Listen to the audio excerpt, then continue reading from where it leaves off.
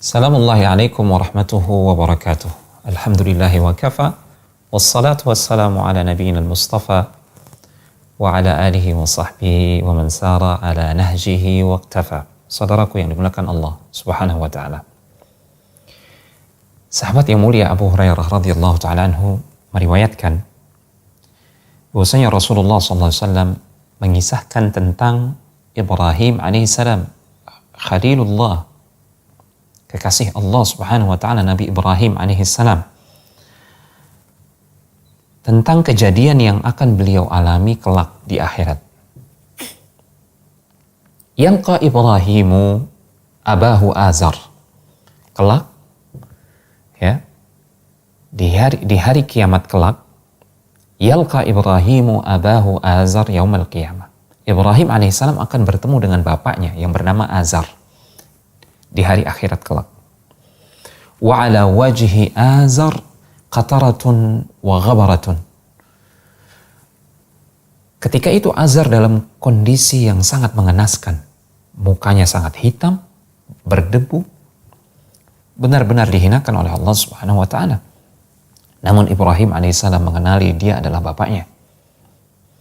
Fayaqulu lahu Ibrahim, alam aqul laka la ta'sini. Ibrahim berkata kepada ayahnya ketika itu, bukankah, wahai bapakku, bukankah aku pernah dulu berkata kepada engkau, jangan pernah bermaksiat kepadaku, jangan pernah engkau menentangku. Fayaqulu abuhu falyawma la a'sika. Hari ini aku tidak akan menentangmu wahai nak. Ini ucapan ayah Ibrahim Azar ketika itu. Fayaqulu Ibrahim, lantas Ibrahim alaihissalam bergegas, beliau bermunajat kepada Allah Subhanahu wa taala. Ya, berusaha untuk memberikan syafaat kepada ayahnya. Beliau berdoa meminta izin kepada Allah Subhanahu wa taala, ya, karena syafaat tidak mungkin bisa diberikan oleh seorang makhluk, betapapun mulianya makhluk tersebut, tanpa izin Allah Subhanahu wa taala. Ibrahim faham akan hal ini, maka dia meminta izin kepada Allah Subhanahu wa taala. Ya Rabbi, innaka wa'adtani alla tukhzini yaumal qiyamah yauma yub'atsun. Wahai Rabbku, sesungguhnya engkau berjanji untuk tidak akan menghinakan aku di saat manusia dibangkitkan. Ya. Ini firman Allah Subhanahu wa taala dalam surat Asy-Syu'ara ayat yang ke-87. Allah mengabarkan di situ doa Ibrahim alaihissalam ketika semasa di dunia. Ibrahim alaihissalam pernah berdoa, wala tukhzini yawma yub'atsun yawma la yanfa'u malun wala banun illa man atallaha biqalbin salim. Janganlah engkau hinakan aku ya Allah Subhanahu wa taala di hari kelak manusia dibangkitkan. Hari yang tidak bermanfaat harta dan anak-anak kecuali mereka yang datang menghadap Allah Subhanahu wa taala dengan hati yang suci, dengan hati yang selamat. Rupa-rupanya Ibrahim alaihissalam berusaha untuk mendapatkan izin syafaat dari Allah Subhanahu wa taala untuk bapaknya. Kita tahu bapaknya mati dalam kekafiran. Dan Ibrahim ketika itu bertawassul dengan doa yang pernah beliau ucapkan semasa hidupnya. Wala tukhzini yawma yub'atsun. Fa ayyu khizyin, kata beliau, fa ayyu khizyin akhza min abil ab'ad. Kehinaan apa yang lebih hina daripada seorang anak dijauhkan dari bapaknya? Ya. Jadi seolah-olah Ibrahim ketika itu seolah-olah hendak mengatakan seperti ini kepada Allah Subhanahu wa taala, ya Allah, sesungguhnya kehinaan apa yang lebih hina? Rasa malu apa yang lebih hebat? Ya, manakala aku Ibrahim ternyata memiliki seorang ayah yang kafir. Apa yang akan dikatakan oleh hamba-hambamu di hari ini, di hari akhirat tersebut? Sungguh ini adalah sesuatu yang sangat memalukan ya Allah Subhanahu wa ta'ala. Sesuatu yang sangat menghinakan. Maka tolong jangan hinakan aku. Tolong selamatkan bapakku. Seolah-olah Ibrahim hendak berkata demikian kepada Allah Subhanahu wa ta'ala. Dia meminta izin untuk bisa memberikan syafaat untuk ayahnya, agar ayahnya selamat. Namun apa kata Allah Subhanahu wa ta'ala? Inni harramtul jannata 'alal kafirin. Wahai Ibrahim kekasihku, sesungguhnya aku telah mengharamkan surga bagi orang-orang kafir, bagi orang-orang musyrik yang menyekutukan aku dengan ibadahnya, dalam ibadahnya.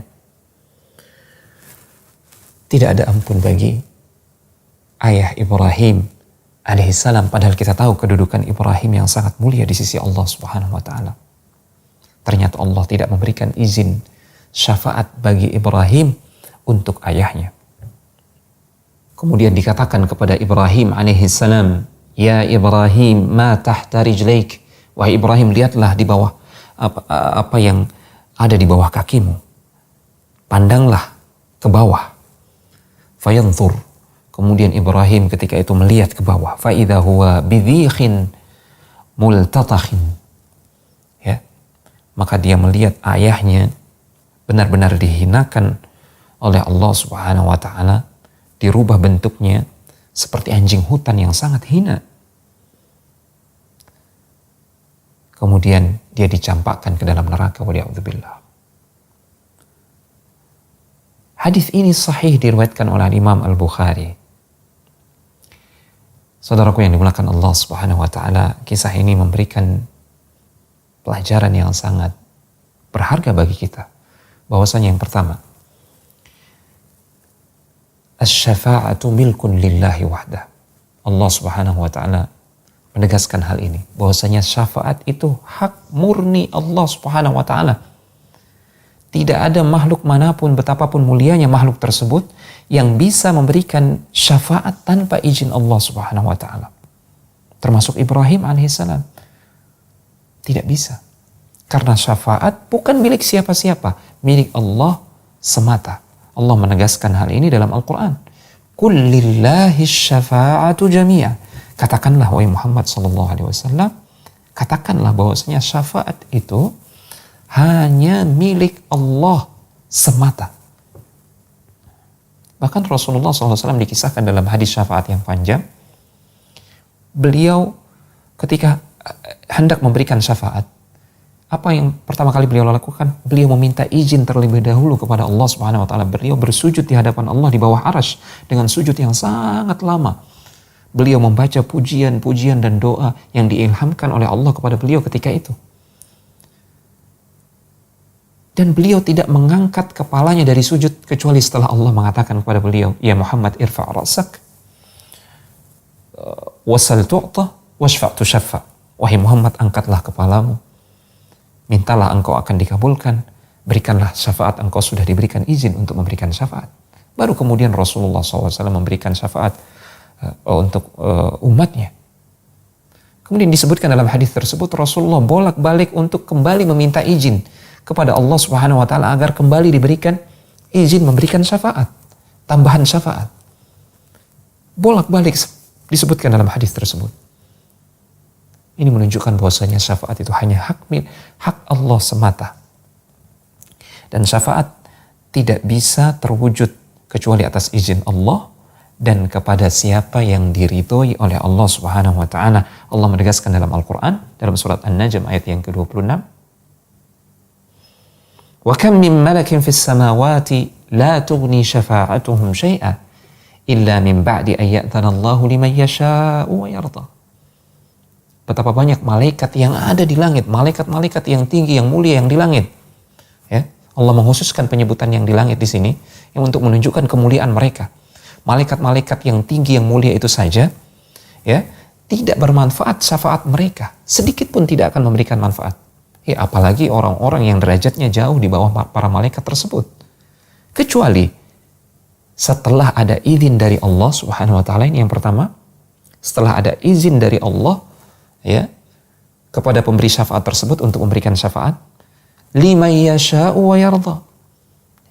Dan orang-orang yang memberikan syafaat ini dikehendaki oleh Allah Subhanahu wa taala, dipilih oleh Allah Tabaraka wa taala. Tidak setiap orang. Wa yarda. Dan orang yang hendak diberikan syafaat ini juga syaratnya adalah mereka dikehendaki oleh Allah dan diridhoi oleh Allah Subhanahu wa taala. Tanpa keridhaan Allah Subhanahu wa taala, kita tidak berhak mendapatkan syafaat Rasulullah sallallahu alaihi wasallam, kita tidak berhak mendapatkan syafaat dari para malaikat atau orang-orang yang terpilih, orang-orang yang saleh. Karena dalam sebuah hadis yang sahih disebutkan, ketika Abu Hurairah bertanya kepada Rasulullah sallallahu alaihi wasallam, "Man as'adun nasi bi syafa'atika yaumal qiyamah?" Wahai Rasulullah, siapakah manusia yang paling bahagia akan mendapatkan syafaatmu di hari kiamat kelak? Kata Rasulullah, as'adun nasi bi syafa'ati yaumal qiyamah man qala la ilaha illallah khalisan min qalbih. Orang yang paling bahagia akan mendapatkan syafaatku kelak adalah mereka yang mengucapkan la ilaha illallah.